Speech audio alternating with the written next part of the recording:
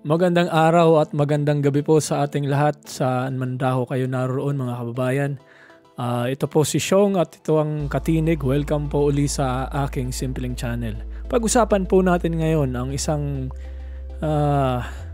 with all due respect, sabihin na nating matandang, masyadong proud, masyadong believe, masyadong mataas ang tingin sa kanyang sarili.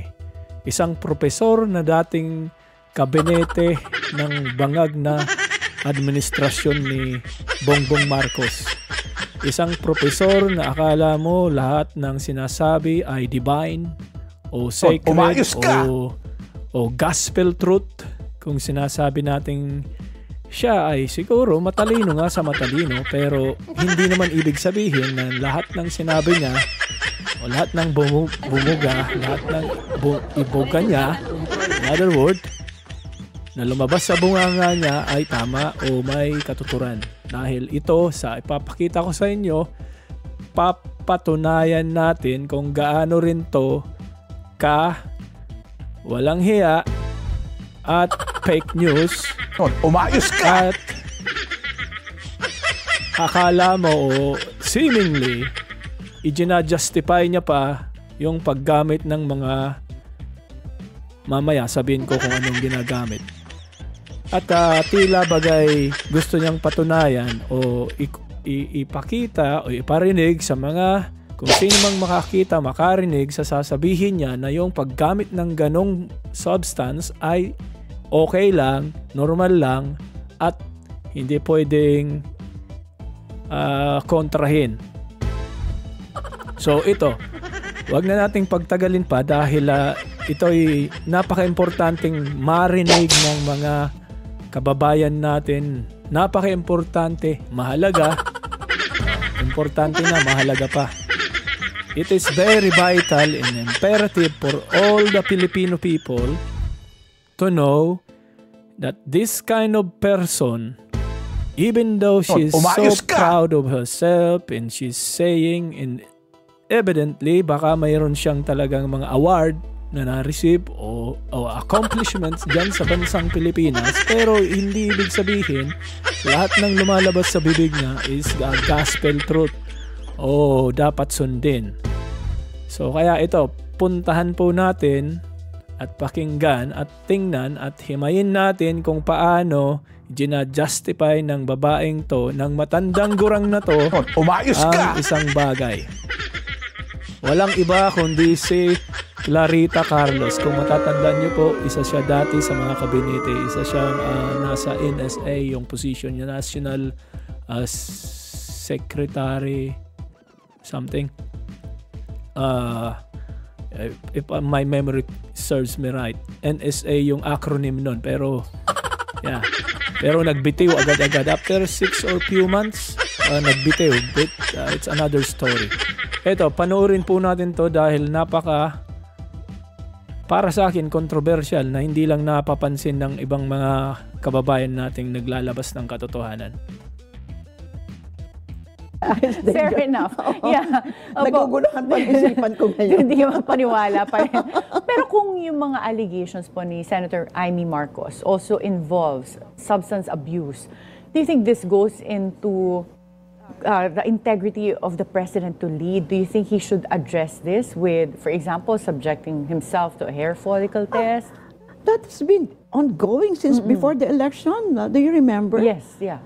And I think somewhere, I don't know where I read it, he did a follicle test already and it came out negative.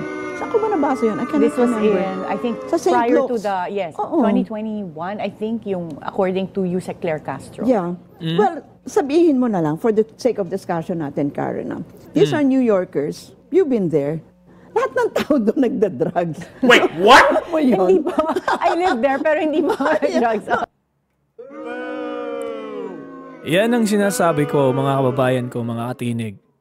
So, seemingly, itong matandang UP professor pa daw to o graduate ng UP na napakataas ng tingin and then coming from her own mouth sa bunganga niya na she's a very intelligent woman.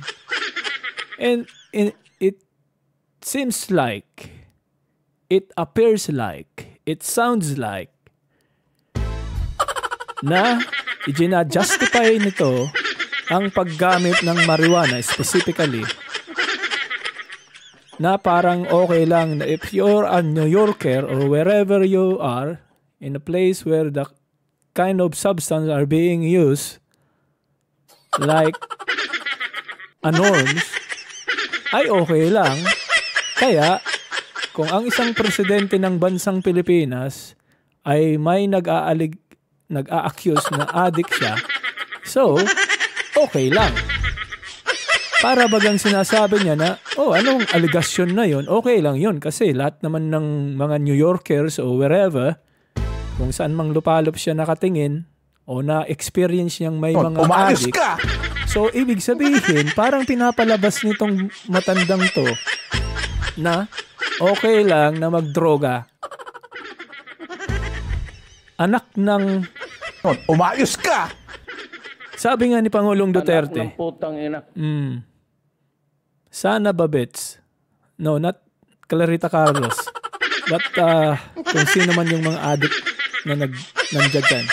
So, ang gusto ko lang sabihin mga katinig, mga kababayan. Napaka-unbecoming. Especially from a professor. Kung nagtuturo pa to sa eskwelahan ng UP wherever, ay hindi dapat tularan tong mga ipinagngangaw-ngaw nito. This is very recent, 6 days ago, itong in-interview nitong Clarita Carlos na to.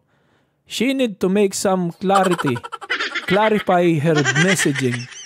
Yung sinabi niya na that tantamount, as I said, that using a Mary Jane, if you're a New Yorker, is norm, and it's common, and it's normal, paano niyo yan tatanggapin?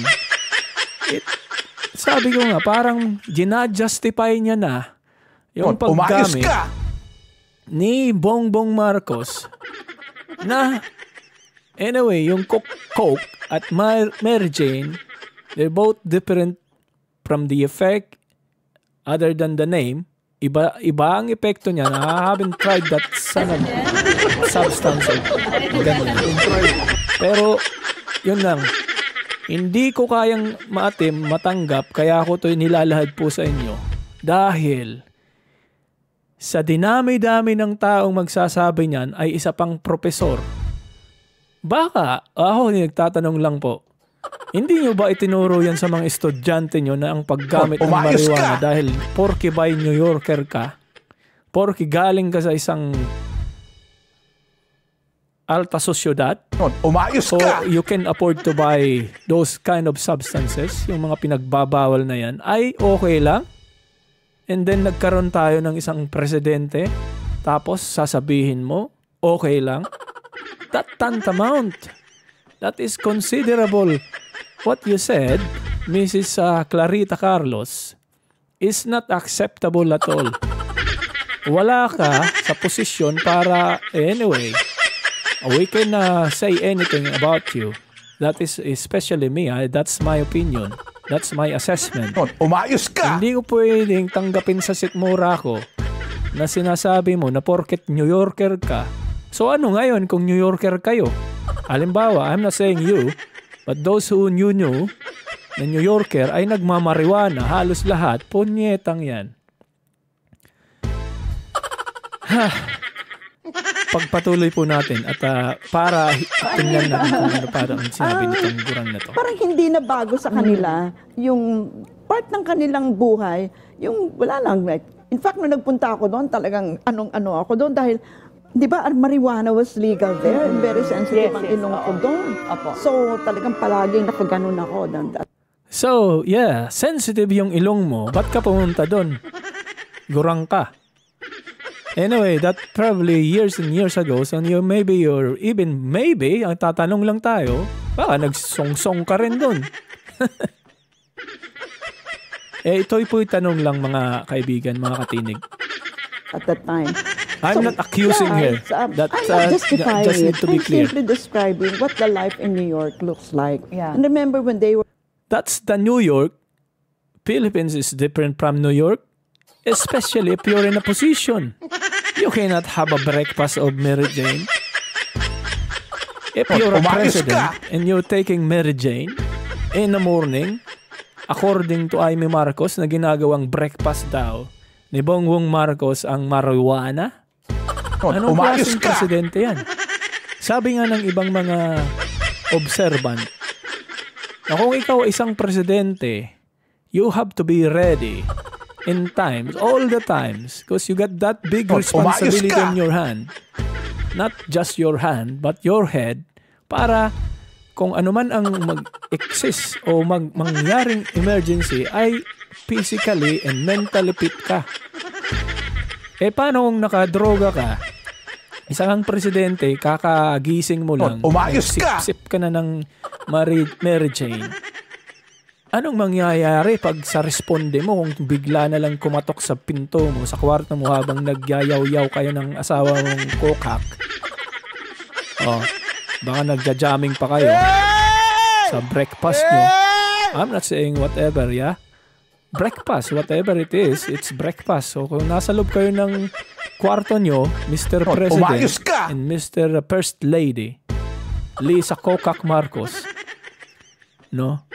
Biglang kumatok yung mga security guard nyo, yung personal, na sinabihan kayong may nangyayaring emergency, kailangan ng tulong. Pero yung si Mr. President Bongbong Marcos, dahil kakasumsong lang ng Mary Jane, ay hindi makaresponde, hindi makatayo, hindi makapag-isip ng diretso. Anong mangyayari sa bansa? Kaya yan yung sabi ng mahal na Pangulong Presidente nun, na si PRRD. No? Na ang presidente daw, which is si Marcos, ay isang bangag. At yan nga ay kinumpirma mismo ng sarili ng kapatid. And then naman, biglang in-interview tong matandang to, na tila bagay Umayos ka! pinasasaring niya, and then not just pinapapasaring. Sinabi niya, galing sa bunganga niya, na dahil daw yung mga New Yorkers, it's not whatever, sa New York, lahat naman nagmamariwana. So para bang gina-justify nga nito na okay lang magmariwana? Okay lang magmariwana sa umaga, sa gabi, at kung ano-ano pang paggagawa. Asan ang hiya mo? Kung ako sa'yo, manahimik ka na lang kung wala kang sasabihing mabuti, makakabuti sa impluensya. Dahil you are an influential, whatever you say, Mrs. Calareta Carlos, you're an influential person. Lahat ng bumuga, lumabas sa bunganga mo, ay mapapakinggan yan ng mga taong baka bulag din na naniniwala sa'yo. So yun lang punto ko dyan. Be very careful of what you said, especially if you're an influential person. Kaming mga vlogger, baka isipin nyo na naman na dahil kinokontra namin kayo at kinokontra namin yung amo nyo, yung dati mong amo, baka amo pa rin Umayos ngayon ka! kasi nanahimik ka nga eh. Diba? Pag after na matanggal ka, pinalitan ka ni Anyo sa posisyon mo. Ewan ko, controversial yun eh. Pero isang araw ay sasaliksikin natin kung bakit kayo tinanggal. Pero may narinig nga ako doon isang kwento na sa interview mo na parang may connection ka daw doon sa mga parang terorista. Ito yung nagtatanong lang, hindi kita inaakusahan, Mrs. Clarita Carlos. So baka may connection ka. Anyway, ikaw ang nakakaalam sa pagkakaalam mo. So balik tayo dyan sa pinupunto natin na hindi dapat sa isang matandang may posisyon dati at may impluensyang pananalita at personalidad, pinanggagalingan yung ganyang mga pronouncement na ang paggamit ng marijuana kahit di mo direktang sinabi ay yun na yun. Umayos ka! O paano ko yung mga otong Pilipino na namang kakapwa nating Pilipino dyan? Sad to say, may mga ilan pa rin na mga utot naniniwala lang. Paano kung narinig ka tapos sinabi, ay okay lang palang magmarijuana sa New York? Ay sumbong kaya kita kaya Trump. Umayos ka! Sa sinabi mong yan. Anong ibig sa mga taga New York? May kilala naman akong mga ilan-ilan. Yung mga taga New York pala, mga addict sa marijuana. Hayop na to. Anak ng putang ina. Tama ka dyan, Tal. So kaya, kung ako sa'yo, mag-public apology ka sa sinabi mong yan. O ito, pick upin nyo to, mga mainstream media. Sinong nag-interview nito? Dapat hindi ka, ikaw namang interviewer ka. Dapat kinontra mo yan. Yan ang masama sa mga mainstream media Puro na lang hindi naman lahat. Mga ilan lang yung mga maayos at may logic, rational. Ito, kung ako nasa position ng mainstream media anchor na to, kukontrahin ko yan. Are you trying to say, Mrs. Clarita Carlos, that when you're a New Yorker or wherever you are in America, it's okay to take some or use a marijuana? Wait, what? O kahit may mga bansa nga naman talaga na legalize yung paggamit ng marijuana because they said it's a herbal. Yeah, I agree with that to a certain degree. Pero hindi dapat inaabuso. If you're just doing it, using it for herbal or medical purposes, it's okay. Pero kung vices na as a vice, as a bisyo na, ay hindi pwede yan. Tapos sasabihin mo pa na okay. I'm not saying you literally said that it was okay. But you are implicating or highlighting that paraphrase na although it's not directly, that tantamount that you're saying using marijuana in New York, and so then when Bongbong Marcos, your boss, used marijuana as allegedly or confirmed by his ate na when he woke up in the morning, he will have a breakfast of Mary Jane. Oh, ang inang yan. You were in exile. Doon nga niya umayos ka! Diba? That's how it was. That it continued after he became president is something we don't know. Pero yung nakita ko naman, gano'ng ako katagal sa cabinet, and syempre nakikita din natin siya in other settings. Alam mo kung drug addict ka, hindi ka makakadugtong-dugtong ng salita na you cannot link your sentences together. Oh, talaga? Magiging incoherent ka. Oh, oo na nga. Hindi niya nga madugtong-dugtong. Who are drug addicts, so I know. Oh, yan. Patunayan ko po sa inyo mga katinig. Yung sinasabi nito, fake news talaga to. Fake news. Sorry. Not fake news. That's the other way around. Sinasabi nito na kung drug addict ka daw, ay hindi ka pwede o hindi mo makakayanan. You cannot even compose a sentence or a phrase. Ito, ipakita ko sa iyo kung Clarita Carlos, sana makita mo to. Ipakita ko sa iyo itong si amo mo kung gaano siya kautal-utal at inconsistent yung kanyang pinagsasasabi. Simpleng bagay. He doesn't even know what he's saying anymore. Yeah, ito, pakita ko sa iyo. Saan na yun? Ayan. Hintay lang, hintay. Saan na yun?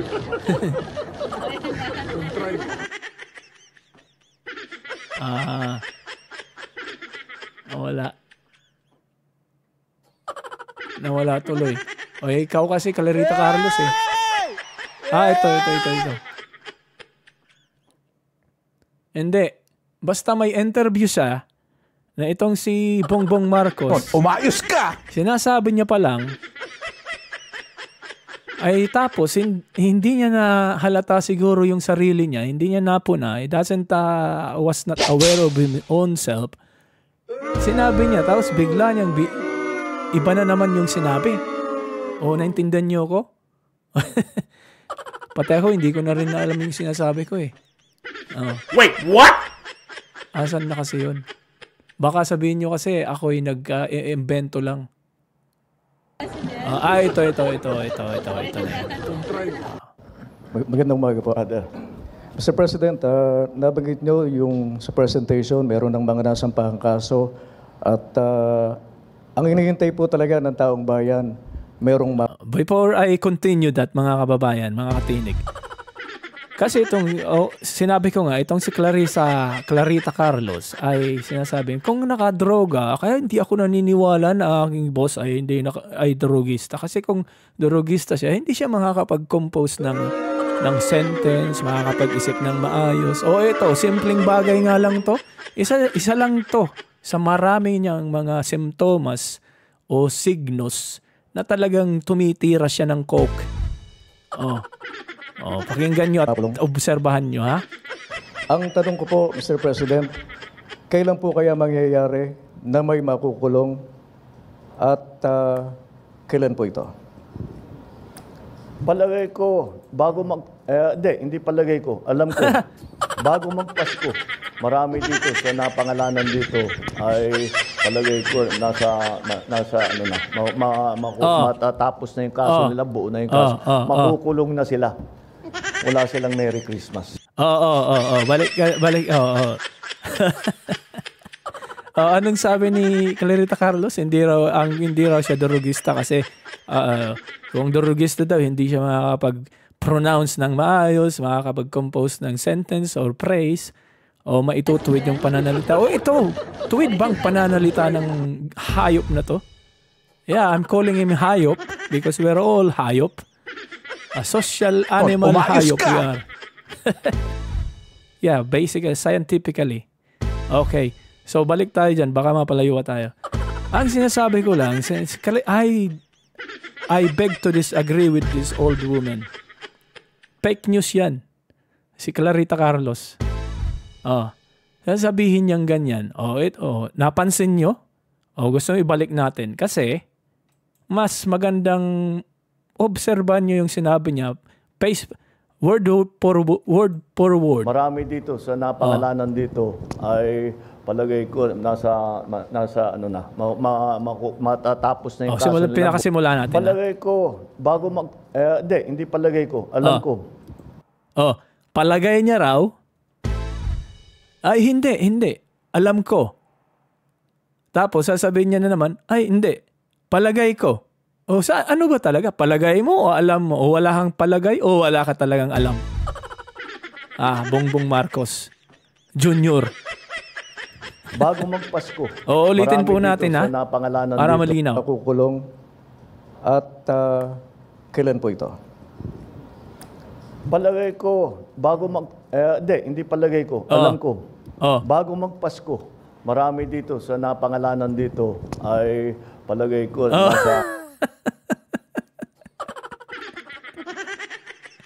Putang inang. Anak ng putang ina.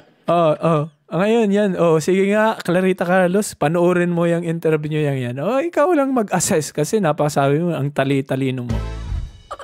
Sabi niya, tinanong siya, bla bla bla bla. And then samagot siya. Palagay ko, hindi, alam ko. And then, sinabi niya, eventually, palagay ko na naman. So, hindi siya mapalagay. Hindi na nga mapalagay. Tapos yung alam niya, hindi niya pa alam, hindi niya unang palagayan. Utang ina. So, kaya, yan ang epekto ng, coke. Alam niyo po, ang coke kasi, kahit na sinasabi ng mga uto-uto, mga sento-sento, yung siguro yung mga tumitira niyan, siyempre ay lipang na lutang ng mga utak, ipagtatanggol nila yung paggagamit nila niyan. Kailangan namang i-down nila yung sarili nila.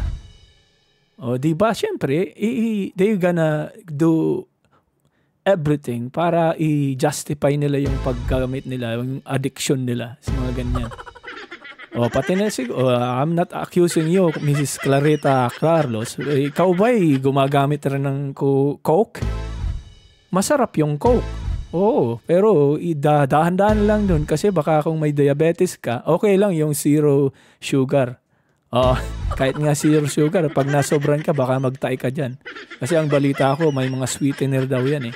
Yung sweetener mga kababayan, pagka nasobran ka nun, magtatay ka. Based yan sa experience ko, not personal, sa mga naobserban ko sa mga pasyente, sa mga residente ko. Ganun yan. Kaya ito, balik tayo dyan, sa hayop na to. Clarita Carlos, ngayon mo sabihin, kung yung amo mo ay hindi nagdodroga at sinasabi mo na kung drogista siya, hindi siya makapag-compose ng sentence o makapagsalita ng words, the meaningful words. Yan, may meaning ba yan yung sinasabi niya? Simpleng tanong na ng interviewer na yun. ng newscaster na yon ay hindi niya masagot ng diretso. Ay putang inang hayop yan. Hindi katanggap-tanggap. Ay nako. So, dyan. Ewan ko kung alam na ng mga kababayan natin. May papakita sana akong video sa inyo eh. Ito'y isang dokumentary ng isang napakasikat na personality sa ibang bansa na si Gordon Ramsay. Did I pronounce it right? I don't know his name. I'm not very good with names.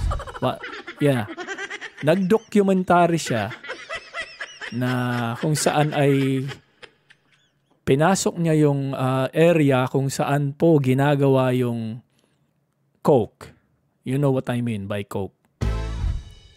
So, yung coke na yun, dahil pinanood ko na rin yan, ilang beses na, pero noon pa nga kasi ewan ko ba ba't di ko tinuloy-tuloy yung pagbablog ko. Nawalan kasi ako ng gana dahil sobrang masalimot na. Pero ngayon, hindi ko na kayang kimkimin yung aking mga hinaing. Kaya bumalik ako at kailangan dapat lahat tayo kung kinakailangan, kung kaya natin, maglabas tayo ng hinaing. Bawat boses, tinig natin ay importante, lalo na sa panahon ngayon. Sa panahon na ilinulubog sa komunoy ng mga nakaposisyong nandiyan ngayon sa bansa, yung mga kawatan na alipores, na mga kabalahibo ni Marcos Jr. Lahat ng cronies niya. Huwag nating hayaan yan. May magagawa pa po tayo. Balik tayo dyan. So itong documentarying to, I don't know if we still got the time, but yeah, kasi may susunduin ako. Pero ito'y napakaganda. Para sa kaalaman lang po ng lahat, mga kababayan. Ang coke po, sabihin ko na nga, ang cocaine, hindi po yan herbal. Although may ingredient yan na herbal, which is the coca leaves, if I am not mistaken.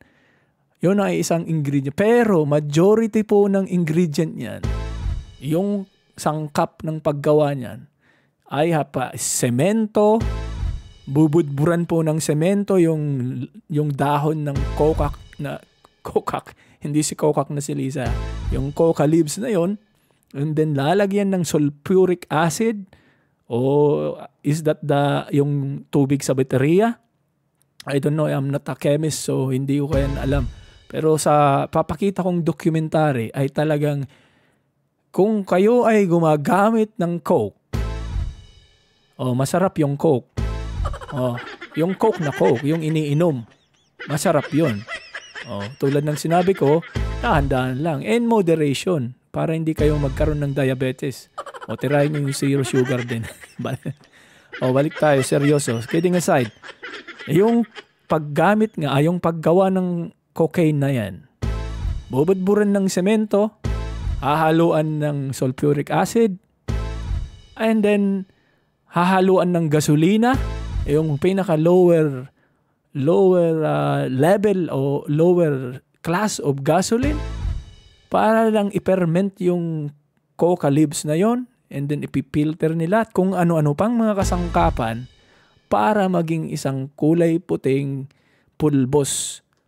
And then yun na nga yung coke na sinisinghot ng Bongbong Marcos daw na yan, na kinumpirma nga ng mismong kapatid niya.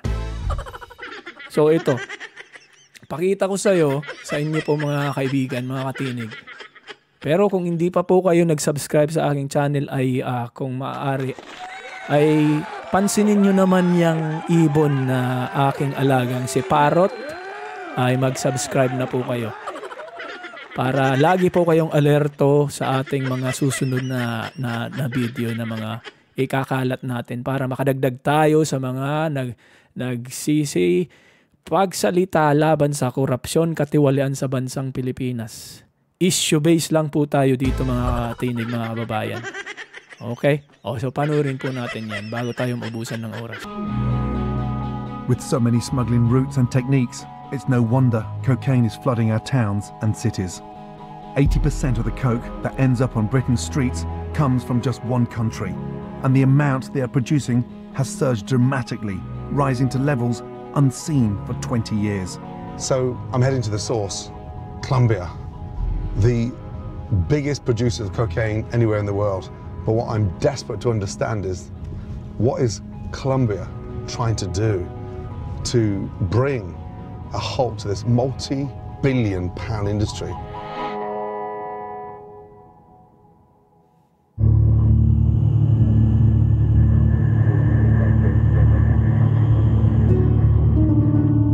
After a 15-hour journey, I'm touching down close to the border with Ecuador. I've come here to see the very beginning of the process and to understand how this seemingly unstoppable industry dominates Colombia and feeds the appetite in Britain and the rest of the world.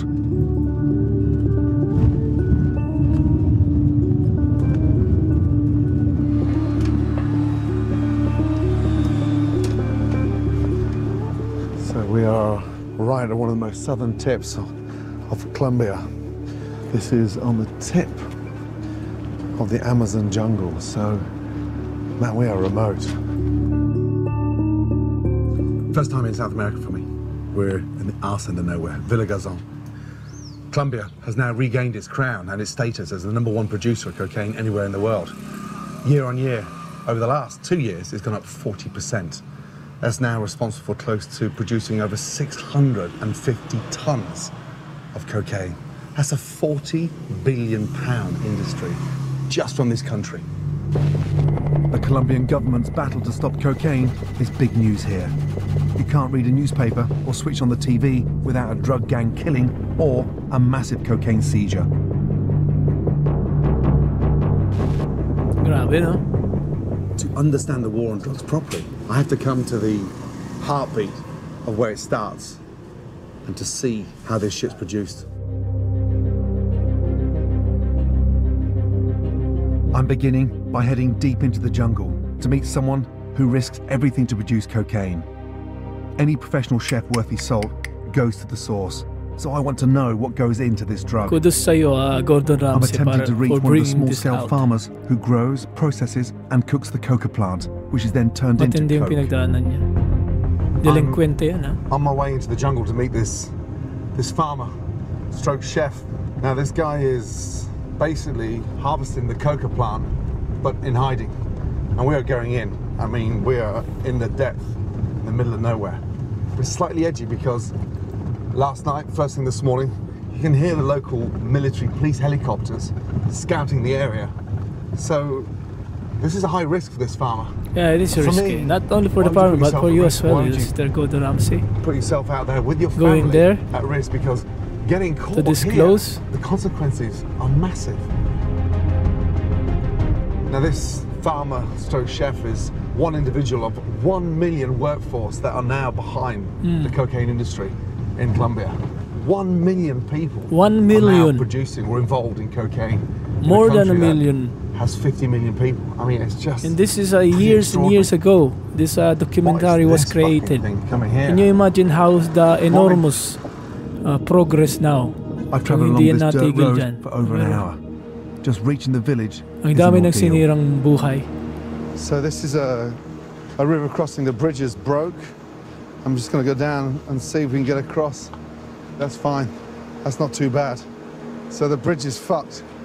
There's no way of going over that bridge there. Yeah, it is Because fucked. that's not going to take, that won't even take my weight, let alone the car. God, shit. Wow. Shit. Thank God for that.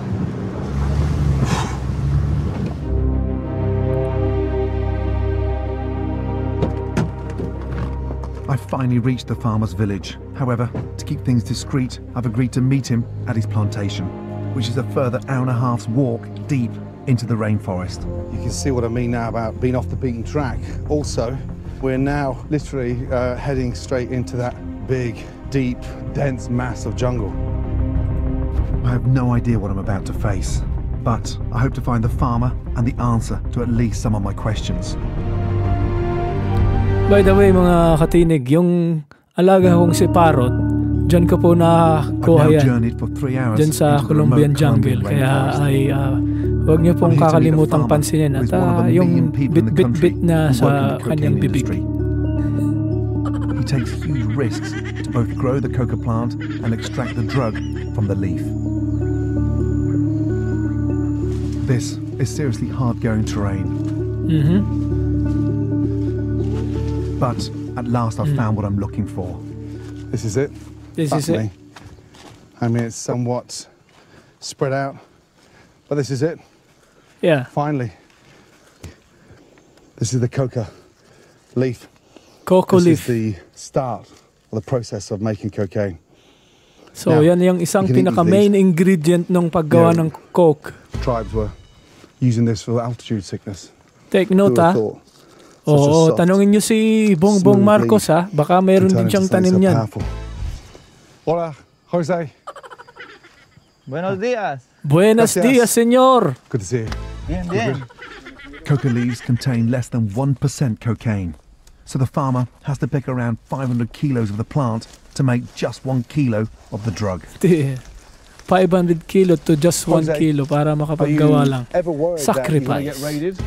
Claro, nosotros tenemos Katamaran mo, que Toy. estar esto con mucho miedo porque las autoridades persiguen mucho esto por lo ilícito. Yo soy padre de... Tanggalin natin yan, hindi nakita cuatro yung hijos. Did you not subtitle. worry Tanggal, because you have such a umalis young ka family? muna, aking What would the kaibigang family do parot. if you were to get busted? Pues yo le temo, ¿no? Porque para mí es muy difícil dejar mis hijos Pahinga ka muna, aking kaibigang abandonados, ¿no? parot. Pero Like Jose, I have 4 children. I can imagine the responsibility to provide for them weighs heavily upon him. pues si no tenemos otras oportunidades aquí en Colombia, porque para uno pegarse de otra cosa, porque estas son tierras muy buenas para la agricultura, el plátano, el maíz, la yuca. Puntuhan natin yung sinasabi ni mamang gumagawa ng coke. Ay ako po'y naaawa sa'yo, sino ka man. Dahil mahirap yung pamilya mo, bla bla bla, ayan lang ang pinagkukuhanan mo ng pagkakakitaan. Pero, sa kabilang dako po sana, inisip nyo man lang yung mga naapektuhan ng produktong ginagawa nyo. Isipin nyo yung bawat butil, bawat pulbos niyan ay napupunta sa sistema ng isang tao, sa ulot, nagkakasira-sira na yung sistema ng tao dahil lang dyan sa ginawa nyo. Isipin yung ilang milyon ng tao yung suminghot ng mga ginawang produkto nyong yan para lang buhayin nyo yung pamilya nyo. Binuhay nyo nga yung pamilya nyo, sinira nyo naman yung milyon-milyon na taong suminghot nyan. Kayo, may choice kayo. Ginawa nyo yan eh. Hindi naman kayo disabled. Yung iba nga, walang paa, walang kamay, bulag. Pero marangal, pinipilit nilang magtrabaho ng marangal. Yung may kalidad na hindi nila pwedeng ikahiya, na hindi nakakasira ng buhay ng mga may buhay na tao. Lalo na yung mga kabataan. O kung may mga anak ka, ikaw yung mga anak mo kaya pasingutin mo niyan. Ha? Diba? O ikaw din, Bongbong Marcos. Mag-isip-isip ka. Tutok lang po kayo dito dahil napakaganda nito, napakahalaga nito para ma-educate tayong lahat. Yuca. Pero entonces, nosotros, para cultivar ese producto, para sacarlo al pueblo a venderlo, son muy costosos los pasajes. Como ustedes se dan cuenta de las carreteras, que no tenemos puentes, las carreteras son muy malas, es muy duro para sostenernos de la agricultura. Do you have any idea outside of this jungle of the devastation of what this is causing? Exactly. No, yo no tengo conocimiento porque yo solamente la cultivo, la proceso, saco la droga, la vendo. I'm sure he doesn't understand or unless he's an idiot, simpleton. Yeah. Ang iniisip niya lang, is a selfish man. He's only thinking of himself, his family, but not the other people affected by that kind of a product na sumasabay, pumapasok, sa kanilang mga sistema sa katawan. And eventually, ang isang taong membro ng pamilya nyo, pag naging dependent sa droga at hindi na makontrol yung pagsisenghot at apektado na yung pag-iisip apektado na yung pang-araw-araw na gawain, isang parang dilubyo yan sa inyo. Lalo na kung kasambahay nyo, yung kasama nyo pa sa bahay. Okay lang kung humiwalay na. Medyo less na yung impact, yung epekto sa inyong magpapamilya. Pero kung kasama nyo pa sa bahay, ganun na ang nakikita na obserbahan nyo po, ay mahirap yan. Parang pasaning cross yan. Hindi mo alam kung anong takbo ng isip, tapos bigla na lang nag-iiba ang temperament, at yung kung anong mood swing, o kung ano-ano pang ginagawa, provoking, ganyan. Ewan. Yung may mga experience lang yan sa pamilya yung makaka-relate. Tuloy po tayo. Government have given up on the locals. They've made it more difficult for them to survive. They can't harvest fruit. There's nowhere near enough money to keep that family alive. So the guy's got an alternative. That's not an excuse. He's just talking from the heart in a way that this is it. He needs to get this done to get his kids through school, to get the fuck out of there. The devastation of being caught and what happened to the family would be awful. They'd be kicked out of the house, kicked out of the village, and sadly, the whole family would be ripped apart. You've got this humble farmer. He's got no idea. I don't the violence, accept that as an excuse the at all. killings, and then, you know, the power of cocaine. He's got no idea. In order Absolutely, to earn his $40 a week, hit the head in the nail. £30, Jose has to produce cocaine paste, you hit the which he nail on sells the to head. the drug cartels. His lab, where it's produced, is another 45 minutes walk, hidden deep in the undergrowth. If it's busted, he faces a 20-year jail term. I mean, there's no wonder these little labs don't get busted because we are going It's in the heart of the jungle. This is more remote than I've ever been. My God. The lab. Finally. Yes, the laboratory. No wonder you can't fucking find this laboratory. Now I've reached the lab, I'm about to find out just what goes into making this destructive drug. Bloody hell. Bloody what hell. A fucking journey. Bloody hell. Jose must extract the cocaine from the plant. A complicated process which involves many chemicals. First, he adds cement to the chopped up coca leaves. Unang ingredient po mga katinig, mga kababayan, sa paggawa ng cocaine, semento. Binubudbudan niya ng semento yung coca leaves. He's measuring out to the cup. Cement powder. I mean, this takes squashing grapes for me to a whole new fucking level. Almost like finishing a fucking souffle with fresh icing powder.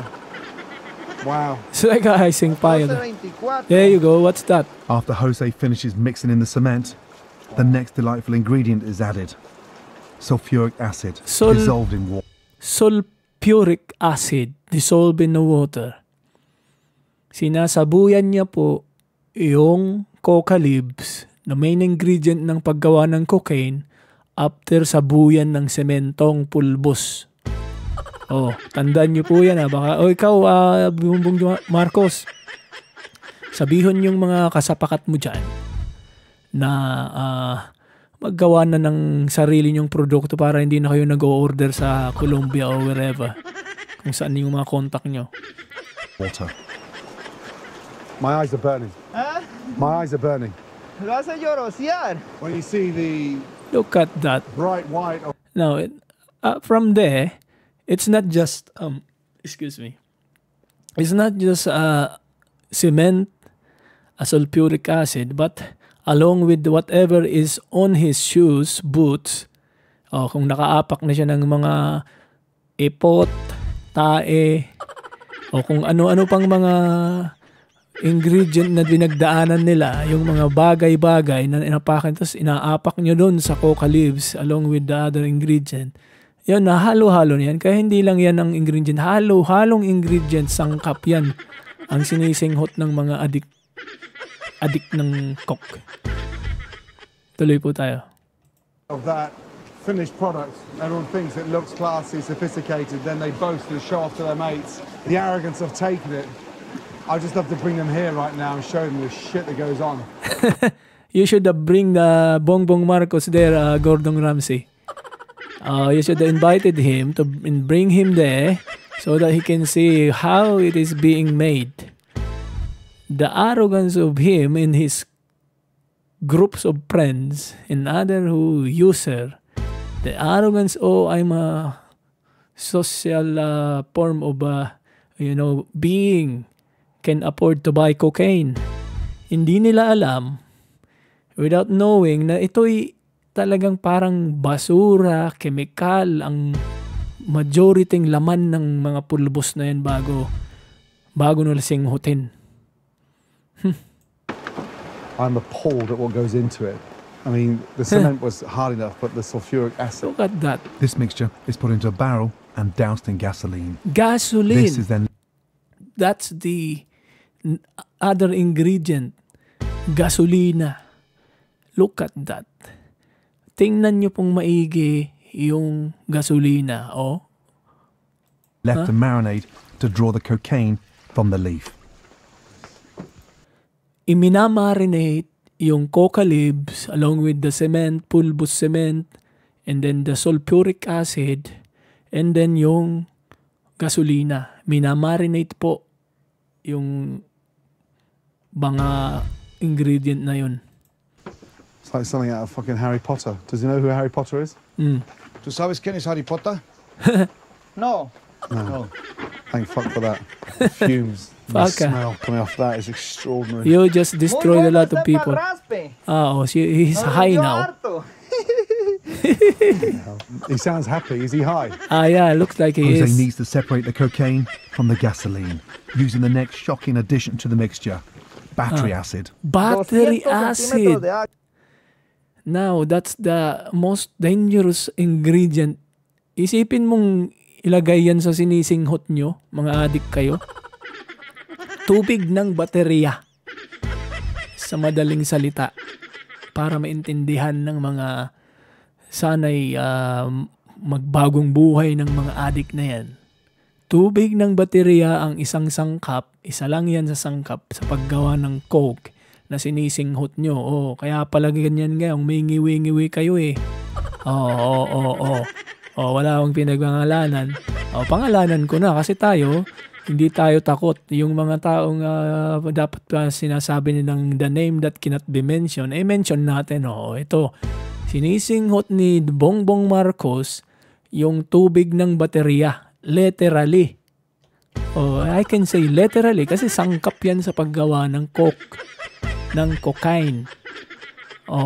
Tubig ng baterya, semento, sulfuric acid, at kung ano-ano pang nandoon sa butas ng sapatos ng taong gumagawa niyan. Yan ang sinisinghot ninyo. Kaya mag-isip-isip ka, Bongbong Marcos, kung mapanood mo to. Ito siguro kung may email lang ako, i-email ko sa'yo to. Yung link ng videong to.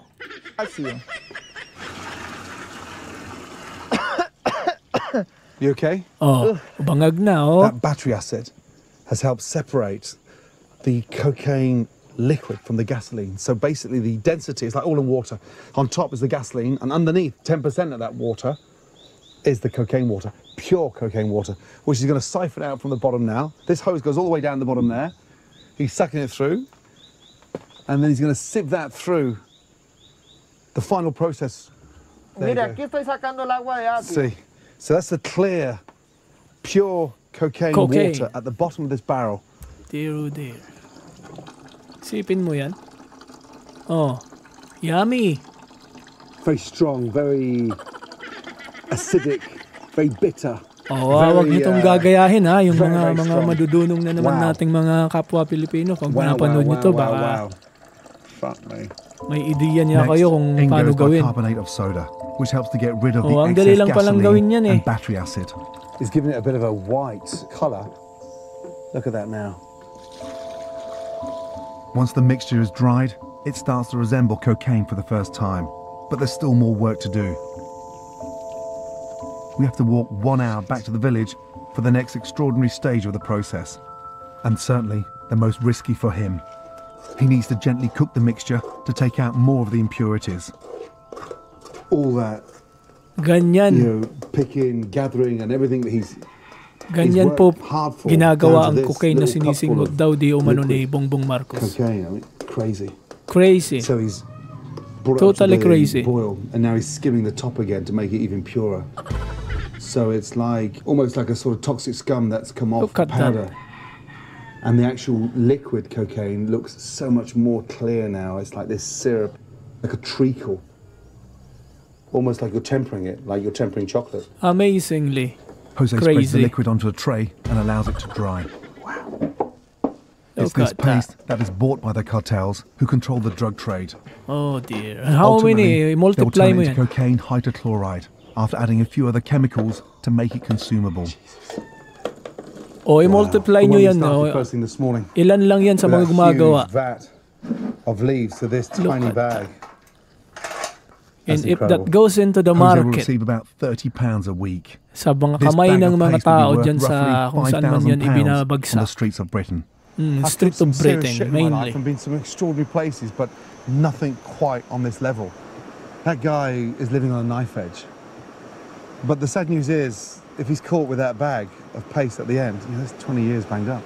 20 fucking years for that. Oh, well, he deserved it. The guy earns. Oh, sana mahuli na tong mga hayop na to. Selfish kind of animal. Iniisip niya yung pamilya niya, hindi niya iniisip yung mga taong sinisira ng produktong pinaggagawa nila. Ilan man sila dyan sa Colombia o kung saan sang lupalop pa kayo naroon. Sana kayo na ang isunod na lutuin dyan at i-marinate kayo doon sa mga ginagawa. Ilublob kayo doon sa isang drum na yon at doon kayo i-marinate. Totoo. Ang milyon-milyon na ang sinira nyo. Mga kabataan, lalo na sayang yung mga buhay, yung mga pag-asa, yung mga kinabukasan ng taong yun.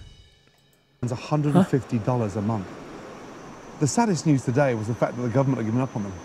You know, they're not repairing bridges, Yeah. they're not giving them any sort of funding. And so these guys have got no option but, you know, to work their ass off locally and produce that cocaine In paste fact, to stay alive.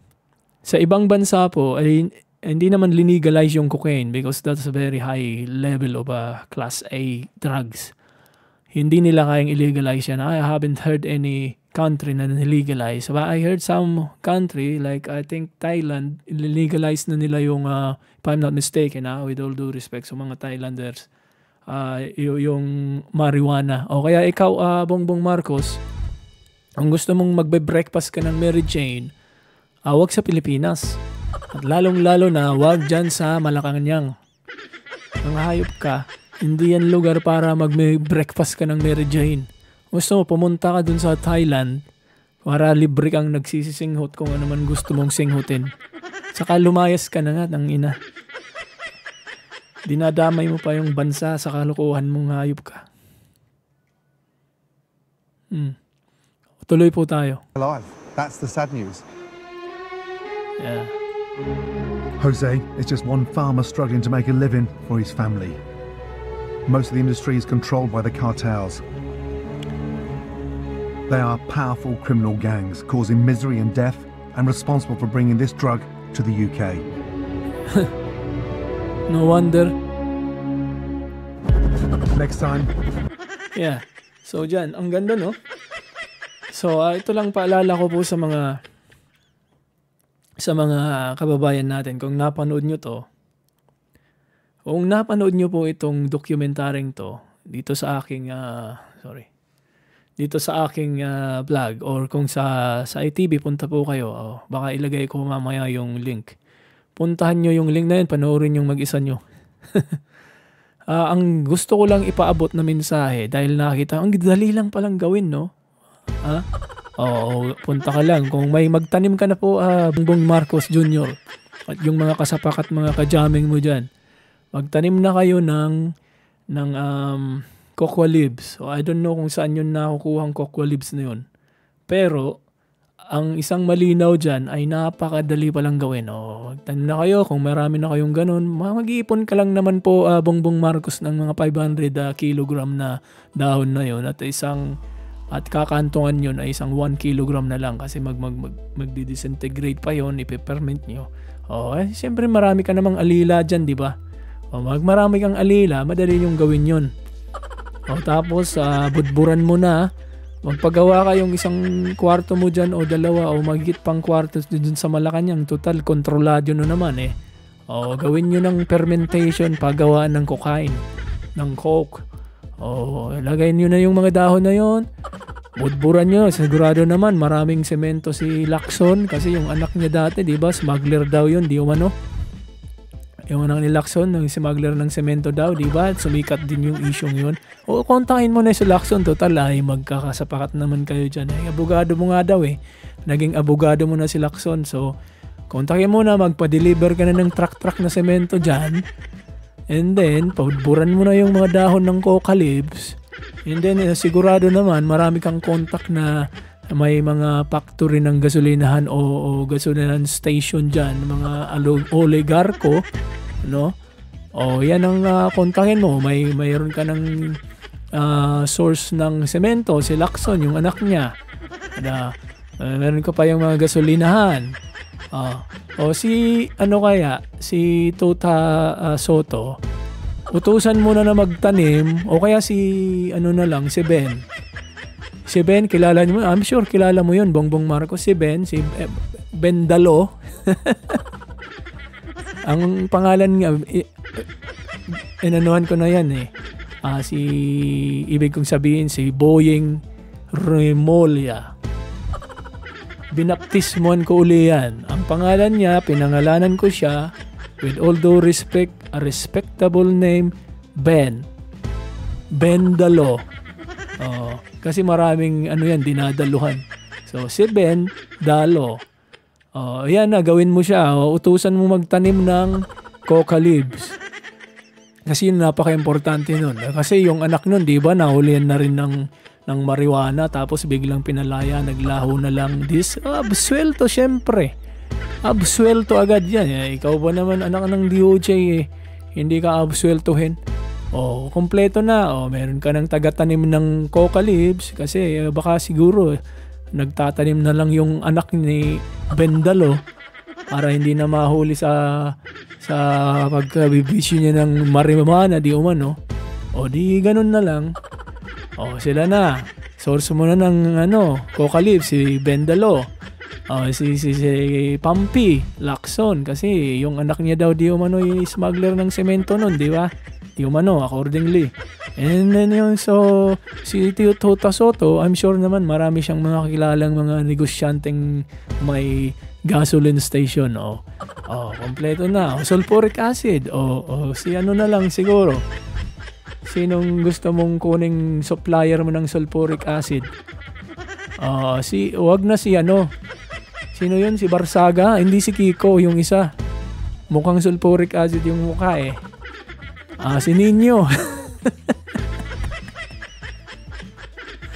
Si Nino Barsaga, gawin mong taga-supply ng sulfuric acid para tapos ibuhos mo sa kanya.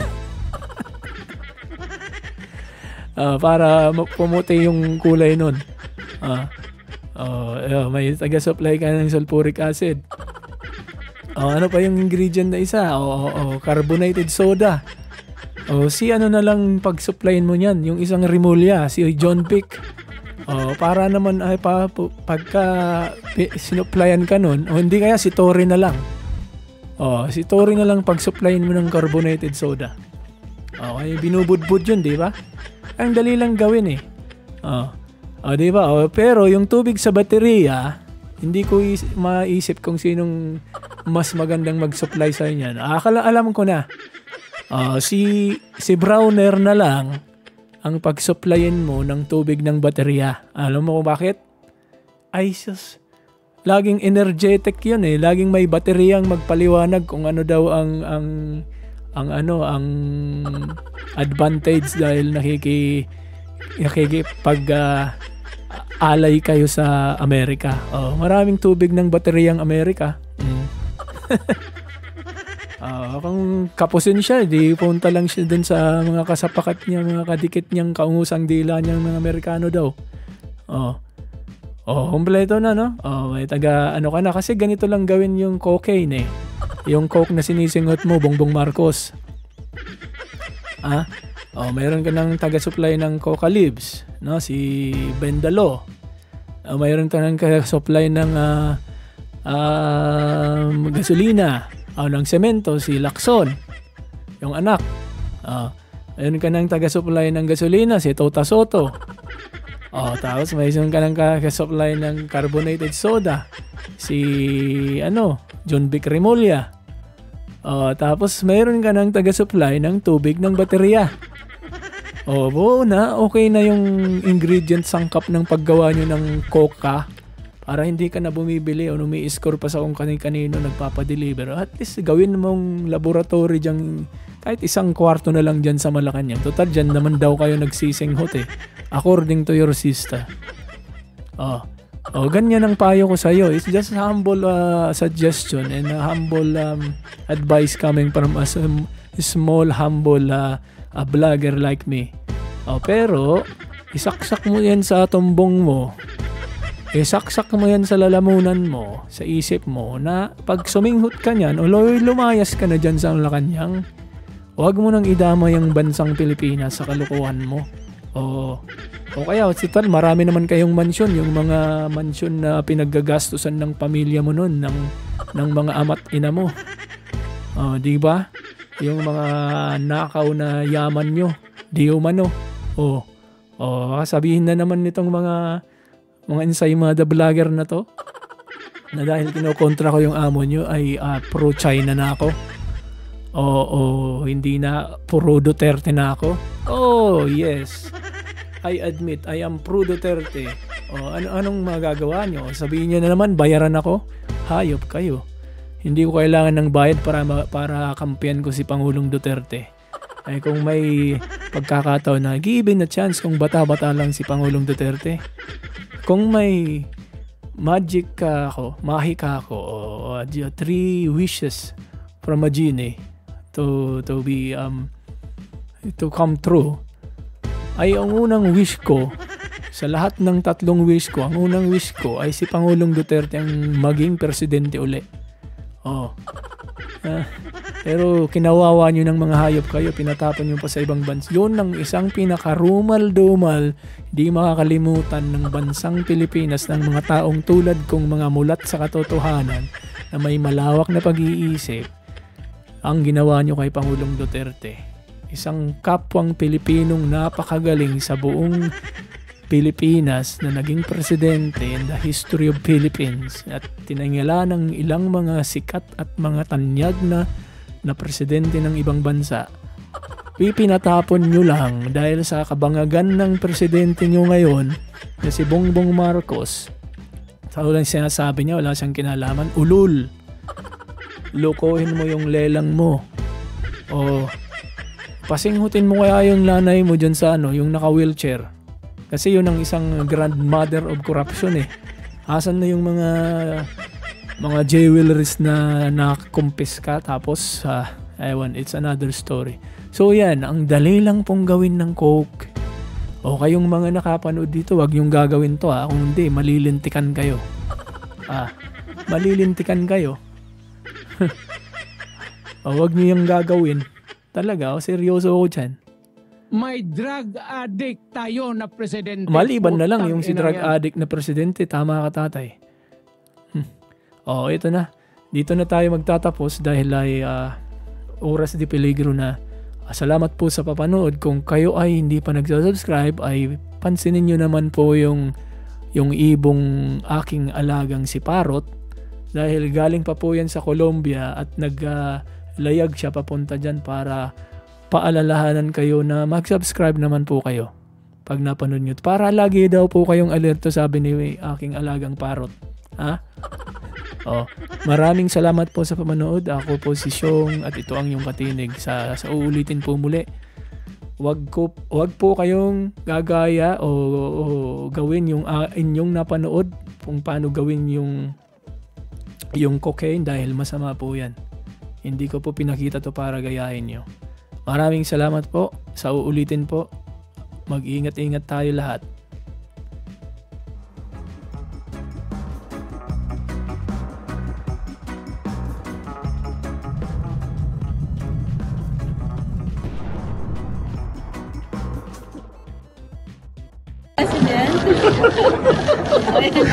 Try.